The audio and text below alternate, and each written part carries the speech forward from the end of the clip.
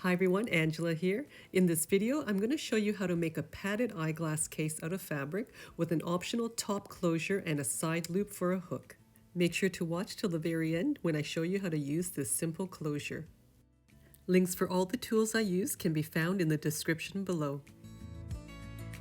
To cut the fabric, I'm using my new lightweight Kai Rotary Cutter. The lightweight handle has an ergonomic rubber grip, and there's a pressure-sensitive safety disc that goes around the entire blade. The switch in the back has a center lock position and lightweight and heavy-duty options on the sides. When you press down on the blade, the safety disc just automatically springs out of the way, allowing you to cut smoothly and comfortably. To measure my fabric, I'm using my large quilting ruler with the non-slip silicone grips on the back. First, cut away the selvage edge, never use it in your projects, and also square up the other edge. Then cut your outer layer piece 16 inches long by 4.5 inches wide, or 40.5 centimeters long by 11.5 centimeters wide. Fold in half lengthwise, and then cut a notch in the middle on either side about 1/8 of an inch or 3 millimeters deep. For the lining, I'm using 2 layers, and I'll be measuring it out with my smaller quilting ruler. Again, remove the selvage edge and square up the side, and then cut out 2 pieces measuring 8.5 inches long by 4.5 inches wide.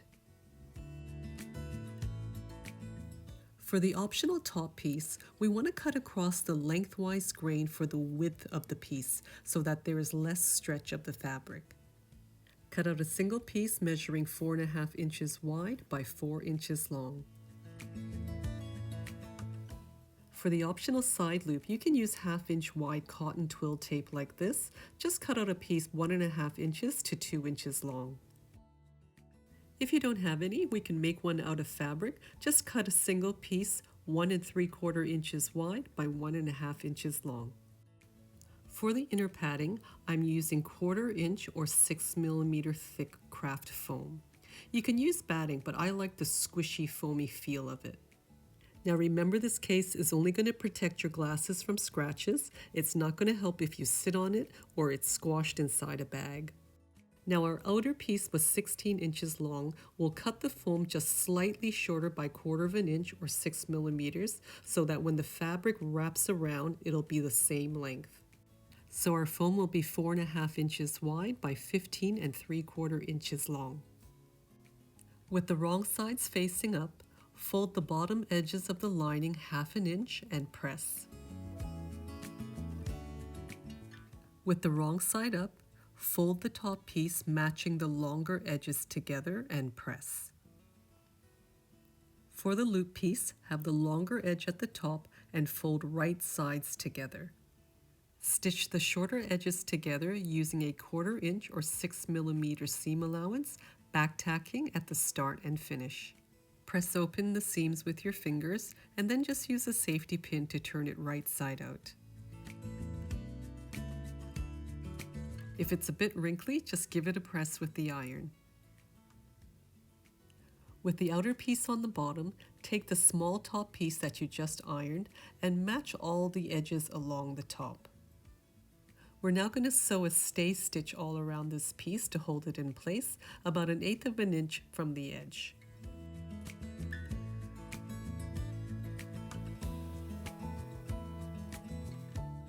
When you get close to the end, take your loop piece and with the seam at the bottom, fold it in half and place it about 1/4 of an inch or 6 millimeters below the bottom of that band, and then just stitch it in place.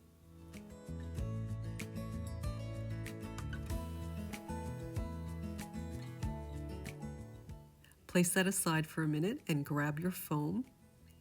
Put the fabric on top of the foam with the right side up, matching all the edges. Take one of the lining pieces with the bottom folded edge facing up, place it right sides together on top of the outer fabric. Using a 3/8 of an inch or 1 centimeter seam allowance, stitch through all the layers at the top, making sure all of the edges are nice and even. Back tack at the start and finish. Lift the lining piece up and then press along that seam with your fingers. Then fold the lining right over along that top seam, and you want to make sure that the lining isn't showing from the front.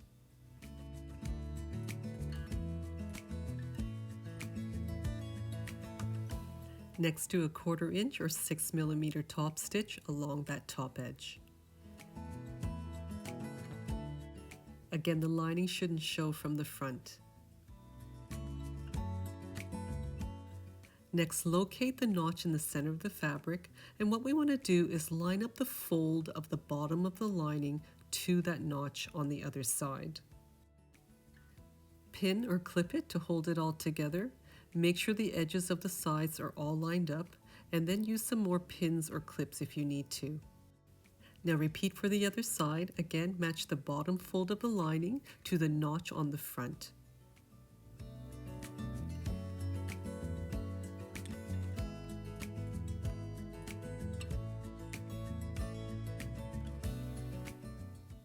Next, we'll sew a stay stitch close to the edge, making sure that we sew through all the layers.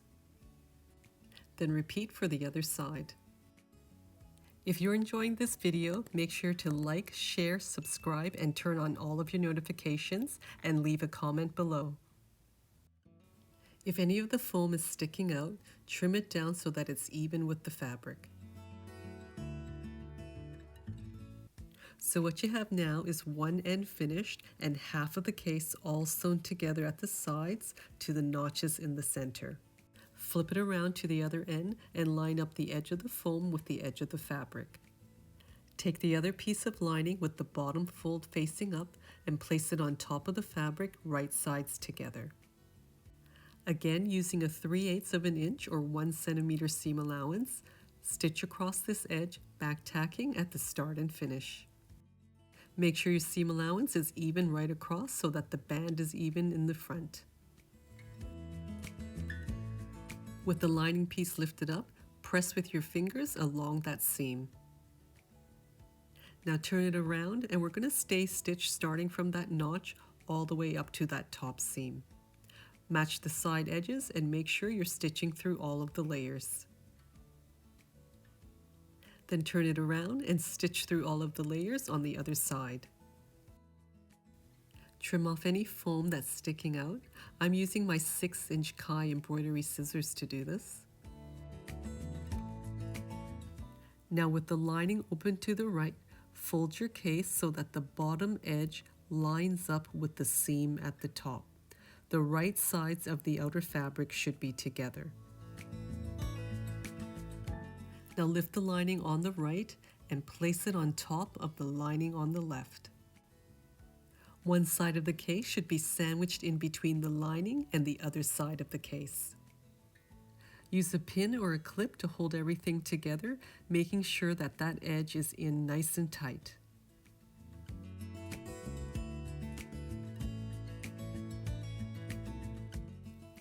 Next, match the bottom folds of the linings together and also make sure that all the sides are even. And then again, using a 3/8 of an inch or 1 centimeter seam allowance, stitch through all of the layers. Depending on your machine, you may need to use a walking foot to stitch through this thickness. Finish your stitching when you get to that top seam line and back tack to secure. Don't stitch all the way to the edge. Match the bottom folds of the lining again and hold in place with a pin or a clip. Check again that the side seams are even. Start your stitching below that seam line at the top. Back tack to start and finish.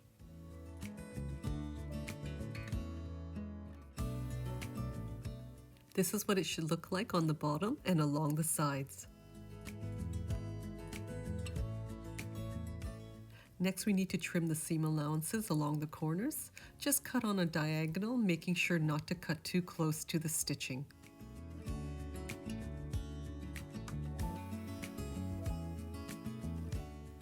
To turn it right side out, put your fingers between the linings, grab hold of the corners, and push through. Pull on each side of that top edge to try and flatten out those corners. Go in through the bottom between the lining and the foam with a knitting needle or a point turner and gently push out those corners a little bit more. Because of the bulk, there's always going to be a little step right at the side there.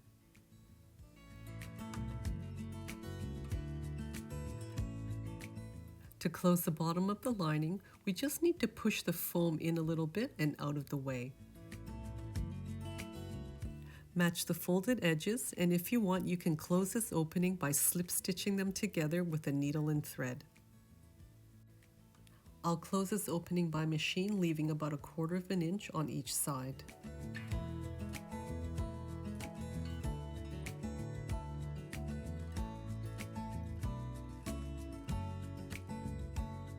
You can't stitch right to the edge because the foam is stitched on the side seams. And once it's turned, no one will ever see it. Next, turn it around and flip it right side out.